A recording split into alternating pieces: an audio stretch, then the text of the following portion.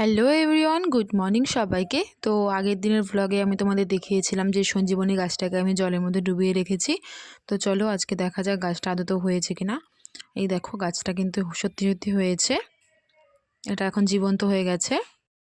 এই যে আমি ভেবেছি এই বোতলটাতে রাখবো গাছটাকে, তো এই বোতলটাকে একটু পরিষ্কার করে নেব, পরে এটাতে রাখবো জল ভরে। এই যে আমি বোতলটার মধ্যে জল ভরে নিয়ে চলে এসেছি, এখন এটাতে রাখবো সঞ্জীবনী গাছটাকে। আর দোকানদার কাকু বলেছে যে এটা 1 মাসের মধ্যে গাছটা আর কি যতটা বড় হওয়ার 1 মাসের মধ্যেই হয়ে যাবে। তো চলো দেখা যাক। এই যে গাছটাকে আমি এটার মধ্যে রেখে দিয়েছি, এখন এটা আমি ঘরের মধ্যে রেখে দেব।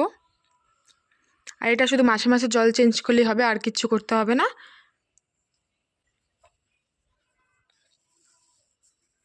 তো এটাকে আমি এখন এখানে রাখবো।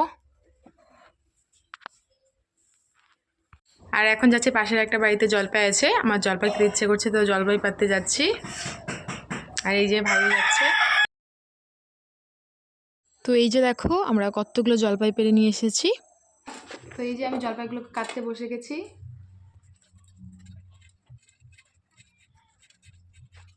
তো এই যে আমি জলপাইগুলোকে কেটে নিয়েছি, এগুলোর এখন আচার বানাবো।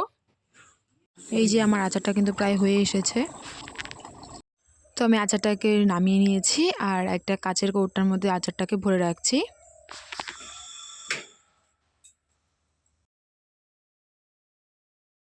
এখন সন্ধে হয়ে গেছে আর আমার ম্যাগি খেতে ইচ্ছে করছিল, তো আমি দোকান থেকে ম্যাগি এনেছিলাম আর ম্যাগি রান্না করতে শুরু করে দিয়েছি।